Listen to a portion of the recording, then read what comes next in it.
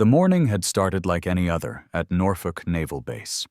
Victoria Elena Cross was attempting to pass through those gates for the first time in 15 years, carrying the same worn leather briefcase that had accompanied her through 3 different war zones and countless classified operations.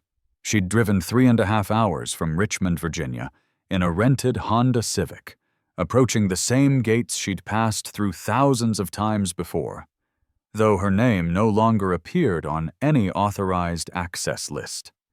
Norfolk Naval Base was the largest naval installation in the United States.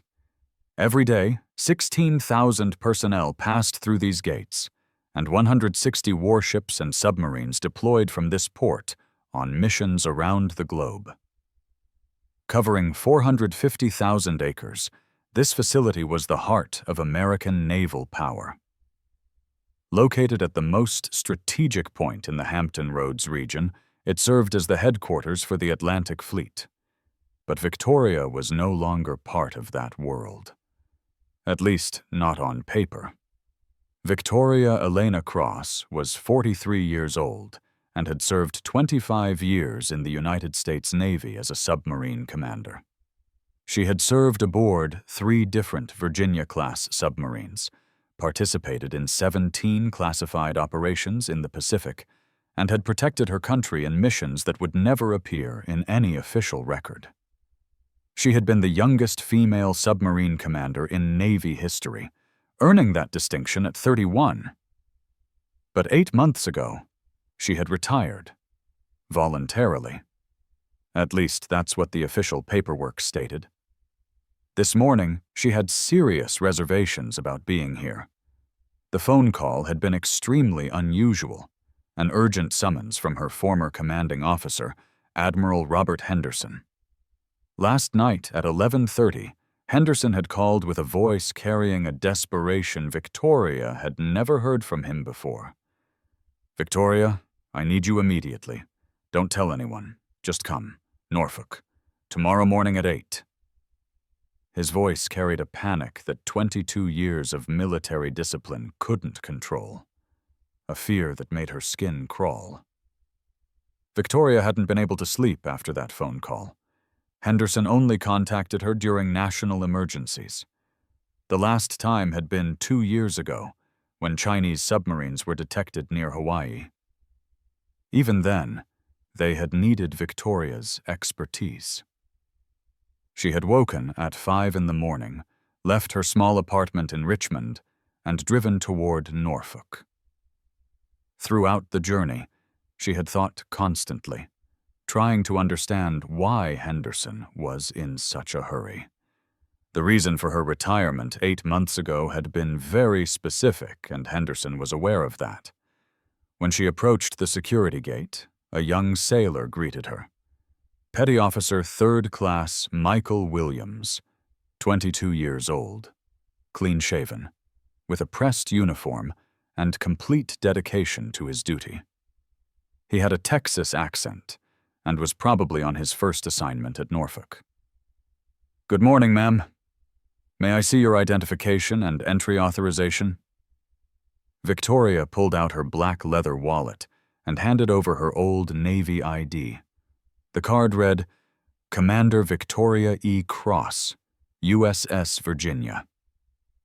In the photo, she looked 10 years younger, her hair was shorter, and her eyes didn't yet show the fatigue lines that had formed over the years. "Victoria Cross, Admiral Henderson should be expecting me." Williams carefully examined the ID, noting the old retirement date, then looked at his computer screen. He frowned, looked at the screen again, typed something, and waited.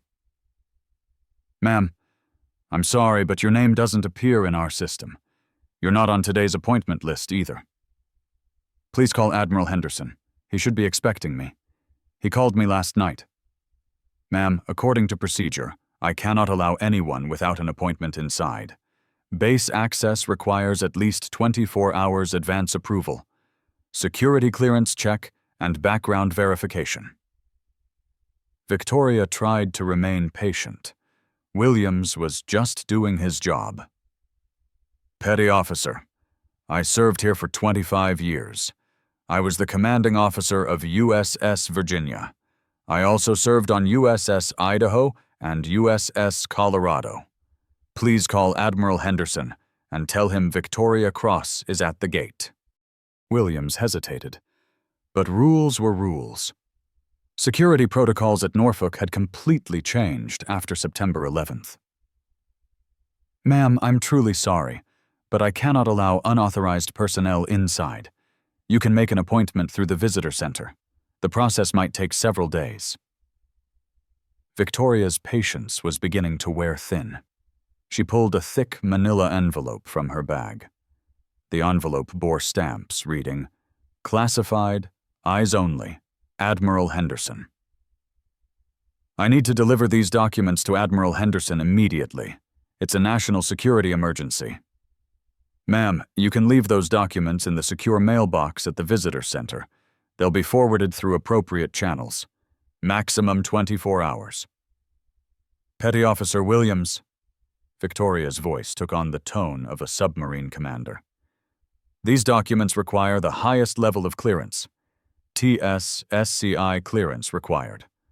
Only Admiral Henderson and a few designated individuals can see them. Visitor center personnel don't have that clearance." Williams stepped back. The authority in Victoria's voice had impressed him, but he still had rules to follow. "Ma'am, I'm just following procedures." At that moment, a second security guard approached Williams. Petty Officer First Class Roberto Martinez, 40 years old, a seasoned sailor with 20 years of experience. A submarine pin was visible on his uniform. "What's the problem, Williams?" "This lady wants base access, but she's not on the list. She wants to see Admiral Henderson." Martinez looked at Victoria and examined her old ID. When he saw the submarine commander rank on the card, he raised his eyebrows. "Ma'am, this ID is invalid. Retired IDs don't provide active base access. Plus, your clearance has expired." Victoria took a deep breath. She had expected this situation, but it was still frustrating. "Petty Officer Martinez, I see your submarine pin. Which ships did you serve on?" "USS Los Angeles, USS Albany, ma'am." "I was the commanding officer on USS Virginia. We might have had joint operations." A look of recognition appeared on Martinez's face, but procedures were procedures. "Ma'am, I might recognize you, but rules apply equally to everyone. Without an appointment, you cannot enter." Victoria looked around. The familiar buildings she could see inside the base, the submarine piers, places that had felt like home for years, now seemed unreachable. Building 1510 Command Headquarters was visible, along with Building 1545 Operations Center, and Virginia-class submarines moored at Pier 12. Each was filled with memories, but now they were all forbidden. After retiring, she had quickly felt how closed off this world became. Personnel who had saluted her yesterday didn't recognize her today. The moment her clearance expired, she had become virtually invisible. "Very well," she said finally. "Call Admiral Henderson and tell him Victoria Cross is at the gate, that he called me last night, and that I've brought documents related to an emergency. He'll recognize me." Martinez reluctantly reached for his radio, but at that moment another vehicle approached the gate. It was a priority delivery truck, and Martinez had to turn his attention to it. "Williams, you handle this, lady. Let me check this truck." Victoria stepped back 2 paces and began waiting in the sun. Virginia's June heat was already making itself known, and since she wasn't wearing a uniform, she was starting to sweat. Thanks to her old military discipline, her posture remained straight, but disappointment was growing inside her. She had passed through these gates hundreds of times, had served at this base, had dedicated her life to this institution. Now she stood outside like a stranger. While waiting, she could hear familiar sounds in the distance. The morning shift change had begun. Thousands of sailors were entering and leaving the base. They all had valid ID cards. They were all registered in the system. They were all part of this world. Victoria no longer was. 20 minutes passed. Williams occasionally glanced at her, seeming unsure what to do. Martinez had finished with the truck and was dealing with other matters. Victoria was beginning to think about returning to her car when she heard a familiar voice in the distance. "Victoria! Jesus Christ, what are you doing here?" She turned to see Commander Jake Sullivan. 45 years old, an old teammate who was still on active duty. They had served together on USS Colorado. Sullivan ran toward the gate, his face showing both surprise and joy. "Jake," Victoria smiled, genuinely happy for the first time in a long while. "Admiral Henderson called me, but these gentlemen—" "You can't get in?" Sullivan looked at the security guards and nodded understandingly. "This woman is the former commanding officer of USS Virginia. She was the youngest female submarine commander. Why isn't she inside?" Williams went on the defensive. "Commander, her name isn't on the list, and she doesn't have valid entry authorization." "I'll vouch for her," Sullivan said firmly. "I'll escort her. I'm taking personal responsibility." Martinez intervened. "Commander, according to procedure, anyone without an appointment. Petty Officer Martinez." Sullivan's voice took on a dangerous tone. "This woman served at this base longer than you have. She was this base's first female submarine commander. Now listen to me." Victoria placed her hand on Sullivan's arm. "Jake, it's okay. Rules are rules. I would have done the same thing." "Bullshit, Victoria. If Henderson called you, there's an emergency." "I know, but—" Just then, a strange sound began coming from the harbor side of the base. Water churning, powerful engines, then the metallic noise of something large surfacing. All the security guards turned toward the sound. In the harbor, about 3 miles from the main pier, something massive was rising to the surface. USS Hampton, a Virginia-class attack submarine, was surfacing without authorization. The tower section emerging from the water gleamed in the sunlight. Williams grabbed his radio. "Emergency notification to Control Center. USS Hampton unauthorized surfacing. Repeat, Hampton unauthorized surfacing." The response over the radio surprised everyone. "Williams, Hampton surfacing was not scheduled. Contact is being established with Fleet Operations Center. Remain in standby for situation awareness." Sullivan looked at Victoria in amazement. "What does this mean? Submarines don't surface without authorization." Victoria silently watched the submarine. Something was wrong. Hampton was a special operations-capable submarine. Such vessels only violated protocols during critical situations. A few minutes later, a small Zodiac boat was lowered from the submarine's tower section. The boat was heading directly toward the base's main pier, leaving a white foam wake behind it. Victoria's heart began to race. This was not procedural at all. Martinez was listening to messages coming over his radio, his face becoming increasingly serious. "Commander, the boat from Hampton is coming directly to the main pier. There's a message from Fleet Operations. Admiral Henderson is expecting the boat's cargo." Sullivan gave Victoria a meaningful look. "Victoria, do you know something about this?" Victoria nodded uncertainly. "Maybe, Jake. Maybe." When the boat reached the main pier, 2 sailors emerged. One immediately spotted Victoria and began walking toward her with determined steps. Senior Chief Petty Officer patches were visible on his uniform. "Commander Cross, ma'am?" Victoria automatically came to attention. "Yes, Chief?" "Ma'am, from Captain Morrison, commanding officer of USS Hampton. He requests that you come aboard immediately. Critical situation developing." The security guards watched this conversation in amazement.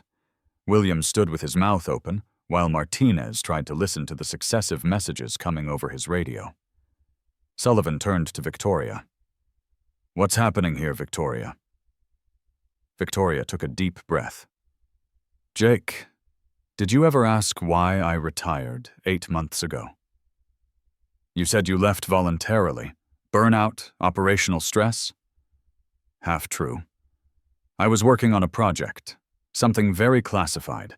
I needed to retire to complete that project. Officially retired, but unofficially..." The chief was waiting impatiently. "Ma'am, Captain Morrison mentioned an urgent situation. Time-sensitive situation." Victoria looked at the security guards, then at Sullivan. "Jake, those documents were just an excuse. The real issue is something I discovered 8 months ago and couldn't report through official channels." "What is it?" "Foreign submarine activity. Approaching American shores. Our detection systems can't see them. Hampton's emergency surfacing is because of this." Sullivan's face went white. "You didn't report this situation?" "To whom? Who would believe a retired commander? That's why I needed to gather concrete evidence." The chief intervened. "Ma'am, we really need to hurry. Developing situation." Victoria took one last look at the security gate. Martinez and Williams were still standing in amazement. "Petty Officer Martinez," Victoria's voice returned to submarine commander authority. "I'm going to USS Hampton. Commander Sullivan will accompany me." Martinez hesitated. "Ma'am, your procedure..." "Petty Officer," Victoria's voice came out sharp. "That submarine made an emergency surface for me. Do you understand the military significance of this?" Martinez shook his head. "This means that national security concerns are more important than individual procedures. I am currently a strategic asset in unofficial capacity." Victoria began walking toward the boat. Sullivan followed her. The security guards watched without being able to say anything. As the Zodiac boat moved toward the submarine at full speed, Victoria looked at Hampton. She knew this submarine closely. It was one of the most advanced versions of the Virginia class. They had worked together during a joint NATO exercise a few years ago. Captain Morrison was also an old acquaintance, a reliable and experienced officer. "Victoria," Sullivan shouted over the boat noise, "how serious is this foreign submarine activity?" "Jake, what do you know about Russia's new generation stealth submarine technology?" "Very little. Most of it's classified, limited access. Before I retired, I did deep intelligence analysis on that technology. Their new Yasin M-class submarines can bypass our current sonar technology." Sullivan's breath caught. "That's impossible." "That's what we thought. But 8 months ago, I accidentally intercepted an encrypted communication frequency. Russian operators were talking about the Atlantic seaboard." When the Zodiac reached Hampton, a climbing ladder was lowered from the submarine. Victoria was an expert in submarine operations and quickly climbed up thanks to years of training. On Hampton's deck, Captain David Morrison greeted her. 50 years old, graying temples, serious face, but warm eyes. 25 years of naval service, multiple deployments. "Victoria, thank you for coming. Situation critical." "Morrison, what's the status?" "Sonar team detected strange acoustic signatures, consistent with the patterns you reported 8 months ago." Victoria's heart began to race. "Russians?" "Unknown, but your algorithms are giving positive matches." When they entered Hampton, Victoria felt at home. She was so accustomed to the submarine environment that her old reflexes immediately kicked in.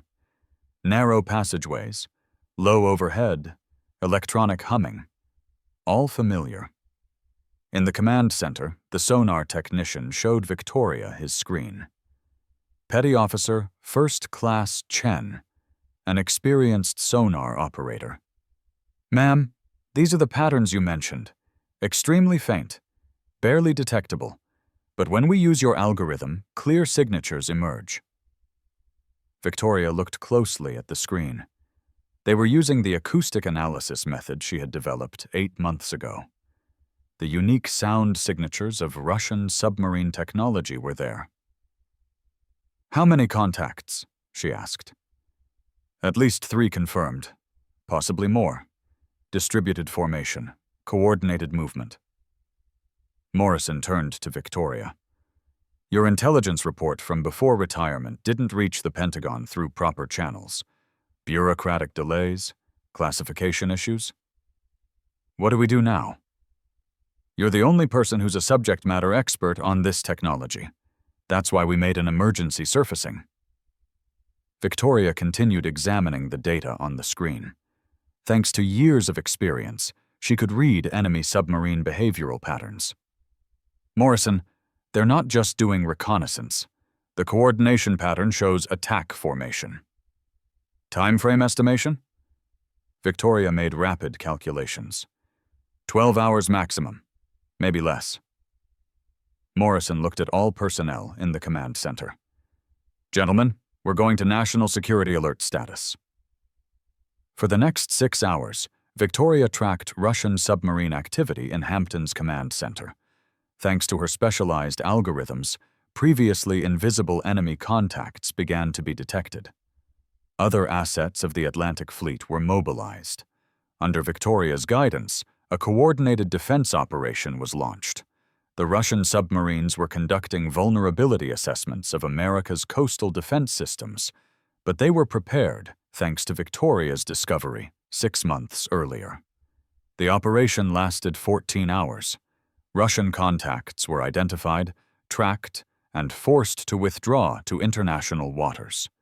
No hostile action occurred, but the message was clear.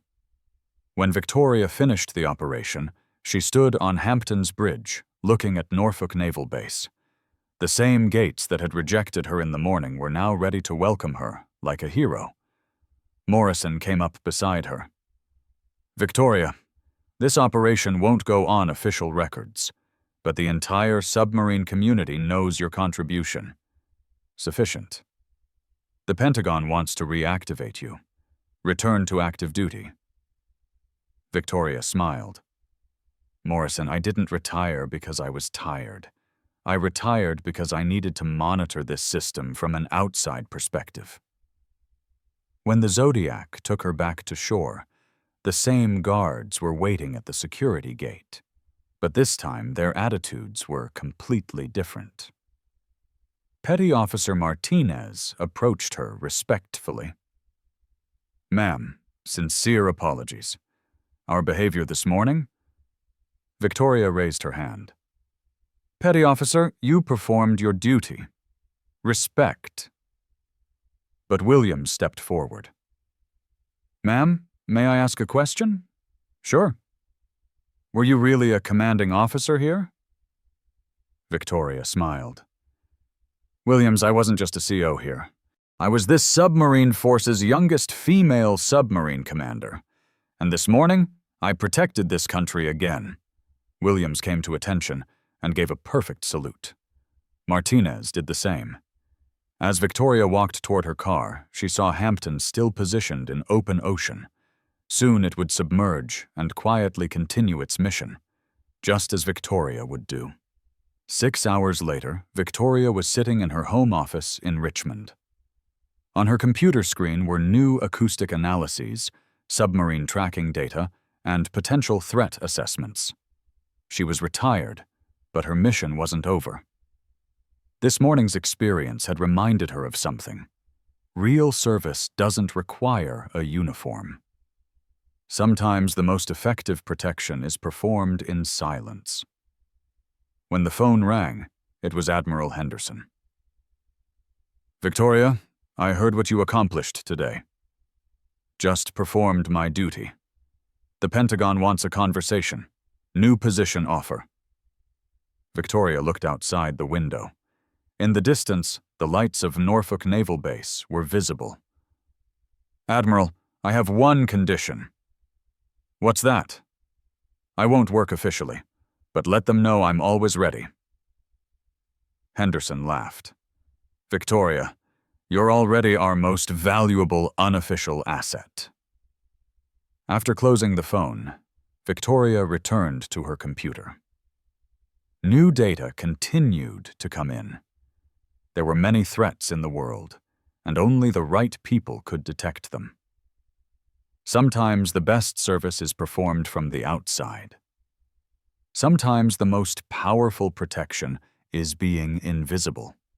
And sometimes a submarine's emergency surfacing is sufficient reminder of who really matters. 3 months later, Victoria's basement office had transformed into an unofficial intelligence hub.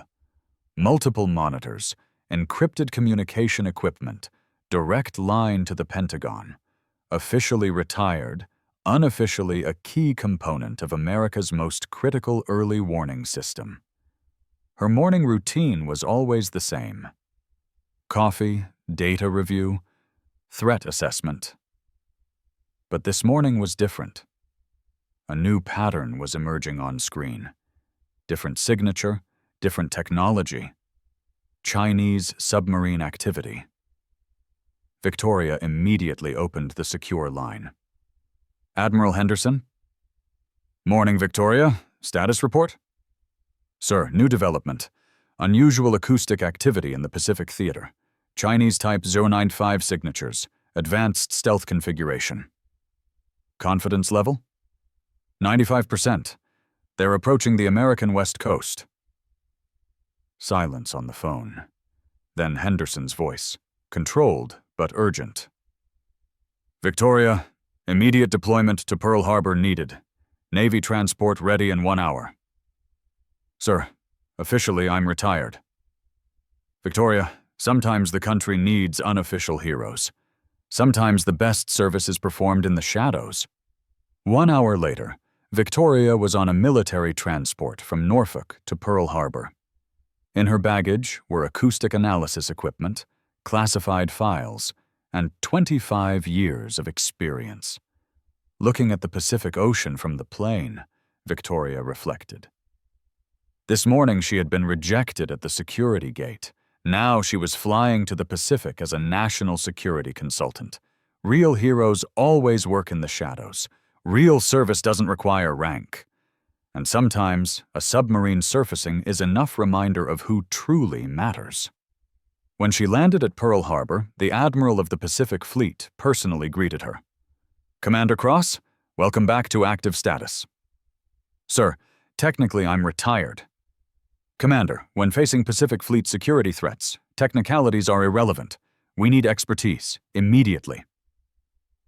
At the Pacific Command Center, Victoria saw screens full of Chinese submarine data.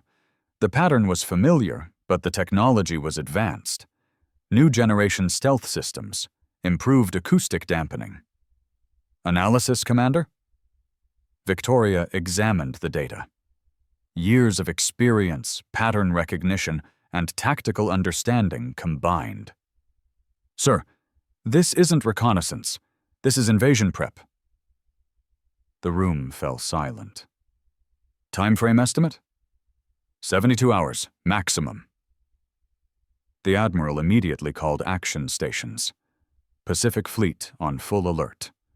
Under Victoria's guidance, the largest peacetime naval mobilization since the Cold War began. 72 hours later, the Chinese submarine flotilla was intercepted in the Pacific.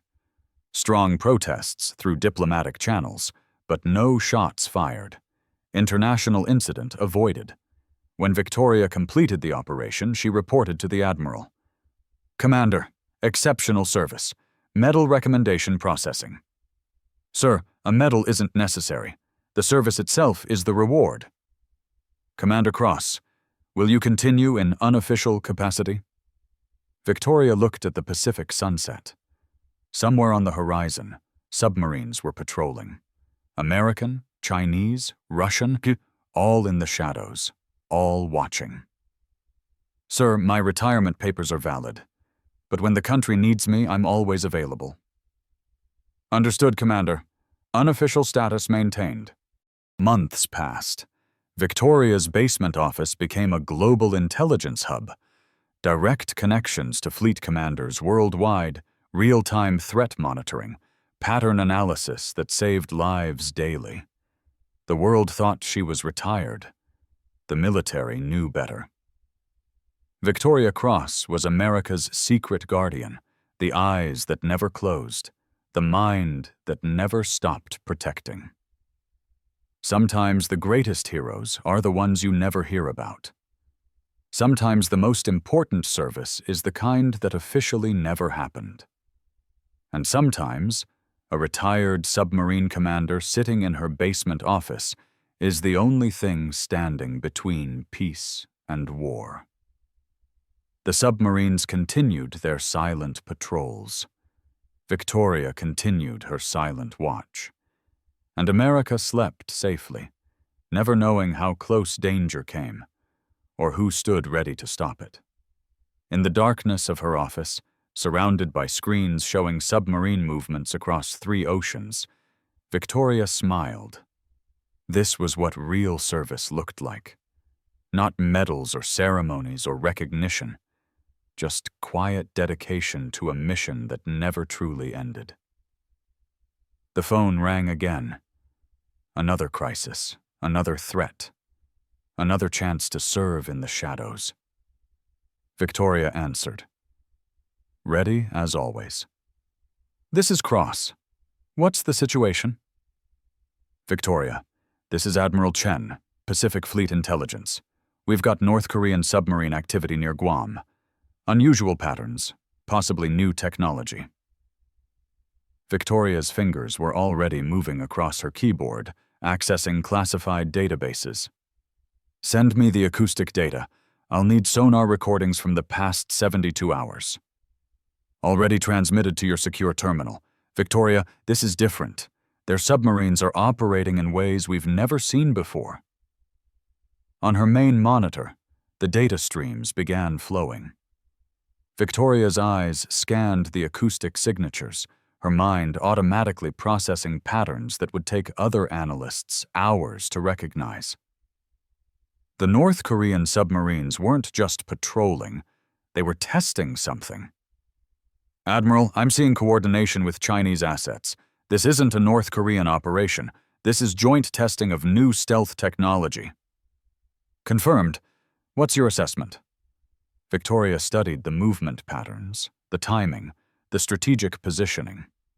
Years of experience had taught her to see beyond individual submarine movements to the larger strategic picture. They're preparing for something big.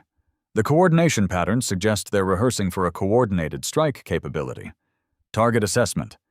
I'd say they're practicing for a Taiwan scenario. Time frame for operational capability?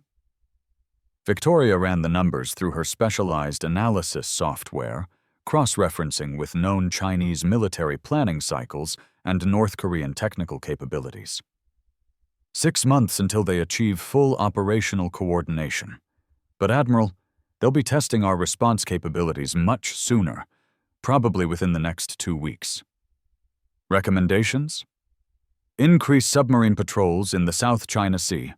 Deploy Virginia-class boats to shadow their operations. And Admiral, we need to let them know we're watching without revealing how much we actually see. Understood. Victoria, once again, exceptional work. After ending the call, Victoria leaned back in her chair. Her basement office hummed with the quiet efficiency of technology that officially didn't exist. Multiple screens showed submarine movements across 3 oceans, satellite feeds from strategic choke points, and encrypted communications intercepts from naval bases around the world. She had built this capability over the past year, working with a small team of retired intelligence specialists who, like her, couldn't quite let go of their duty to protect America. They were all officially retired, all unofficially indispensable. Victoria picked up her coffee mug, the same one from her first deployment to Afghanistan, now serving her in a different kind of warfare. The war of information, of early detection, of preventing conflicts before they could begin. Her phone buzzed with a text message from Jake Sullivan. "Victoria, heard you're consulting on Pacific operations. Drinks this weekend? Jane wants to meet the woman who saved the Atlantic Fleet." Victoria smiled. Jake had married a civilian analyst 2 months ago, someone who understood the unique pressures of military life. She texted back, "Love to. But Jake, I didn't save anything, just did my job." But even as she typed the words, Victoria knew they weren't entirely true. In the 8 months since her retirement, her unofficial intelligence network had prevented 3 potential submarine incidents, identified 2 foreign espionage operations, and provided early warning of threats that could have escalated into international crises. The irony wasn't lost on her. As an active duty officer, she had been constrained by protocols, limited by clearance levels, and bound by the slow machinery of official channels. Months passed. Victoria's basement office became a global intelligence hub. Direct connections to fleet commanders worldwide, real-time threat monitoring, pattern analysis that saved lives daily. The world thought she was retired. The military knew better. Victoria Cross was America's secret guardian, the eyes that never closed, the mind that never stopped protecting.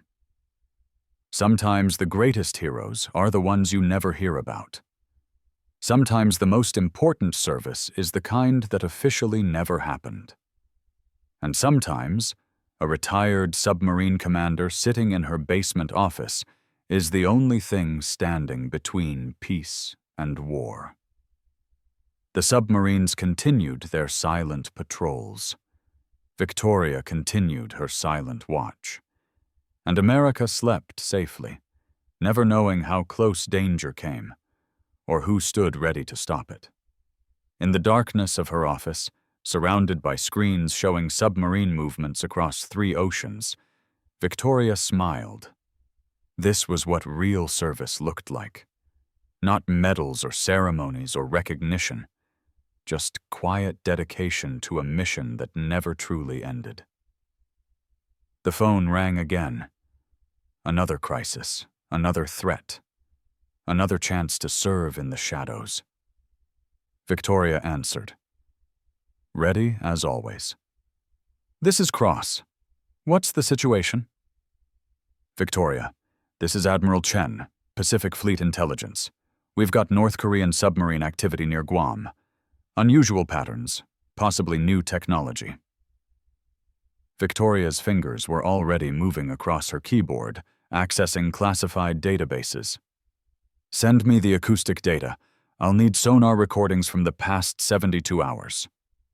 Already transmitted to your secure terminal. Victoria, this is different. Their submarines are operating in ways we've never seen before." On her main monitor, the data streams began flowing. Victoria's eyes scanned the acoustic signatures, her mind automatically processing patterns that would take other analysts hours to recognize. The North Korean submarines weren't just patrolling, they were testing something. "Admiral, I'm seeing coordination with Chinese assets. This isn't a North Korean operation. This is joint testing of new stealth technology." "Confirmed. What's your assessment?" Victoria studied the movement patterns, the timing, the strategic positioning. Years of experience had taught her to see beyond individual submarine movements to the larger strategic picture. They're preparing for something big. The coordination patterns suggest they're rehearsing for a coordinated strike capability. Target assessment. I'd say they're practicing for a Taiwan scenario. Timeframe for operational capability?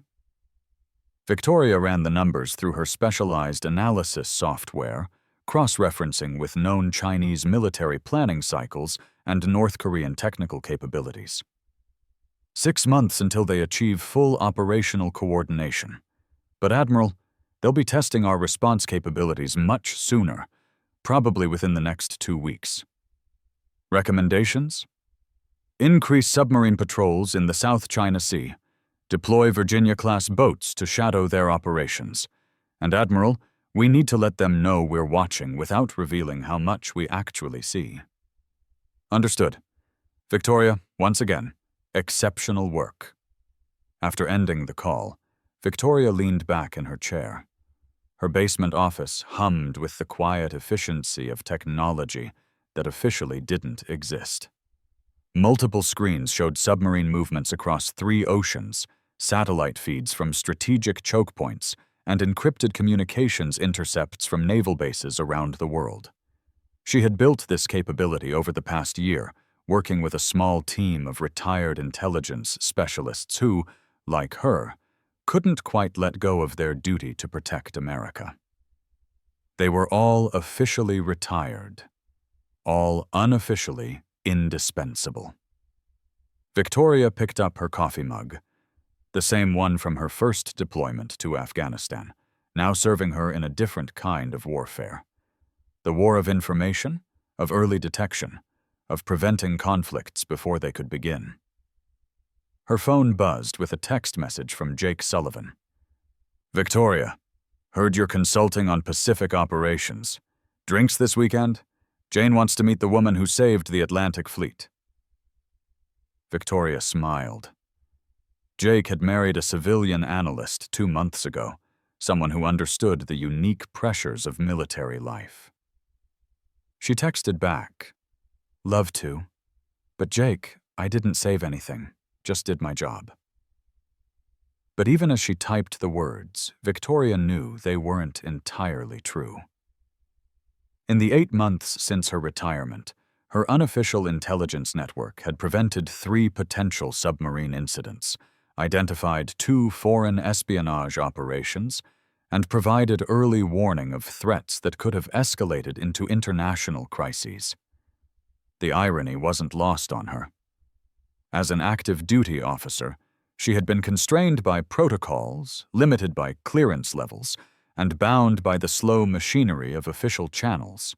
As a retired commander operating in the shadows, she had access to information streams that crossed traditional boundaries and the freedom to connect dots that official analysts couldn't see.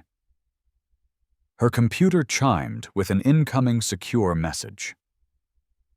Admiral Henderson's face appeared on her encrypted video link. Victoria, I hope I'm not calling too late. Never too late for national security, Admiral. What's the situation? We've got a problem in the Arctic. Russian submarine activity near Alaskan waters. But that's not the concerning part. Our satellites are picking up what appears to be underwater construction activity. Victoria frowned. Construction? What kind of construction? Unknown. But the acoustic signatures suggest heavy machinery, possibly underwater habitat construction. Victoria, if the Russians are building permanent underwater installations near Alaska, it changes everything, Victoria finished. They'd have a permanent forward operating base for submarine operations. Exactly. And Victoria, our official intelligence assets are coming up empty. We need someone who can think outside the box, someone who understands submarine operations from a tactical perspective. When do you need me? Tomorrow morning. Anchorage. There's a Navy transport leaving Norfolk at 0600. Victoria looked around her basement office, at the screens showing the quiet war being fought in the shadows of the world's oceans. Admiral, I'll be there. Victoria, this operation is completely off the books. If something goes wrong... I understand. Plausible deniability. I'm just a retired submarine commander taking a vacation in Alaska. Henderson's expression was serious. Victoria, what we're asking you to do, it's dangerous. If the Russians detect you... Admiral, I've been operating in dangerous waters my entire career. The only difference now is that I don't have to file reports. The next morning, Victoria was aboard a Navy transport aircraft, watching the landscape change from the green of Virginia to the stark beauty of Alaska. Her gear bag contained cold weather clothing, underwater acoustic monitoring equipment, and communication devices that officially didn't exist. Sitting across from her was Lieutenant Commander Sarah Mitchell, a young intelligence officer who reminded Victoria of herself 20 years ago. Eager, brilliant, and completely dedicated to the mission. "Ma'am, I've read your files. Your work on Russian submarine detection algorithms is legendary." Victoria smiled. "Lieutenant Commander, in this business, legends are usually just people who were lucky enough to be in the right place at the right time. But the Hampton incident, the Pacific Fleet crisis management, the early warning systems you developed, were all team efforts. The individual doesn't matter, Mitchell. The mission matters." When they landed in Anchorage, the reality of the situation became clear. The Russians weren't just conducting submarine operations. They were establishing a permanent presence in Arctic waters that could threaten North American security for decades to come. Victoria spent the next week in conditions that tested every aspect of her training and experience. Operating from a forward observation post on the Alaskan coast, she monitored Russian submarine traffic while analyzing the underwater construction project. The construction was more advanced than anyone had realized. The Russians were building a sophisticated underwater facility that could support extended submarine operations, complete with supply chains and communication networks. But Victoria discovered something else. The facility wasn't just for military operations. Intelligence intercepts suggested it was also designed for civilian research, a dual-use facility that could provide cover for military activities while advancing Russian Arctic territorial claims. "Admiral Henderson," Victoria reported over encrypted satellite communication, "this is bigger than we thought. It's not just a military installation. It's the foundation for permanent Russian presence in the Arctic." Recommendations? We need to respond, but carefully. Direct confrontation could escalate to levels we're not prepared for. But if we don't respond, we're essentially conceding Arctic sovereignty. What do you suggest? Victoria had been thinking about this problem for days. We build our own facility, openly, legally, under the auspices of scientific research, but with capabilities that match theirs. Let them know we're not conceding anything. 3 months later, Victoria stood on the deck of a research vessel in the Beaufort Sea, watching as American underwater construction began. The facility would be officially designated as an Arctic research station, but its real purpose was to ensure that American submarine capabilities in the Arctic matched anything the Russians could deploy. The official records would show the project as a joint Navy-NOAA research initiative. The unofficial reality was that Victoria Cross had designed a strategic response that protected American interests while avoiding direct confrontation. As the construction equipment disappeared beneath the icy waters, Victoria reflected on the strange course her life had taken. 8 months ago, she had been denied entry to Norfolk Naval Base. Now she was designing America's strategic response to Russian Arctic expansion. Her phone buzzed with a message from Admiral Henderson. "Victoria, the Secretary of Defense wants to meet with you. Unofficial capacity, of course."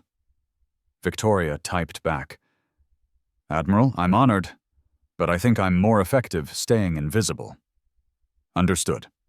But Victoria, when this administration changes, when new people come into these positions, they need to know that America has guardians they never hear about. People like you." Victoria looked across the Arctic waters, where beneath the surface, the real competition for the future was taking place. Submarines, underwater installations, and the quiet professionals who operated them. The wars of the 21st century would be fought in the shadows, beneath the waves, by people whose names would never appear in history books. "Admiral," she typed, "tell them America's guardians are ready. Always ready." The research vessel turned south, heading back to port. But beneath the Arctic ice, America's newest underwater facility continued its silent construction, a testament to the vision of a retired submarine commander who had learned that the most important service often happened after the uniform came off. Victoria Cross returned to her basement office in Richmond, to her screens full of submarine movements, and her quiet war fought with information and intelligence. The world slept peacefully, never knowing how close danger came, or who stood ready to stop it. In the darkness of her office, surrounded by the soft glow of monitors showing the planet's most critical waterways, Victoria smiled. This was what real service looked like. Not ceremonies or medals or recognition, but the quiet dedication to protecting a nation that would never know her name. The submarines continued their eternal patrols. Victoria continued her eternal watch. And somewhere in the Arctic, beneath the ice, construction continued on facilities that would protect American interests for generations to come. The phone would ring again. There would be another crisis, another threat, another opportunity to serve in the shadows. Victoria Cross would be ready, as she always was, as she always would be. Closing Victoria Cross's story reminds us that sometimes our darkest moments are just the beginning of our greatest opportunities. When the system failed her, something bigger stepped in to recognize her true worth. If this story moved you, please hit that like button and subscribe to Silent Heroes for more incredible tales of service, sacrifice, and second chances. Tell us in the comments, what city are you watching from today? And have you ever had a moment when everything seemed lost, only to discover it was leading to something better? See you in the next video.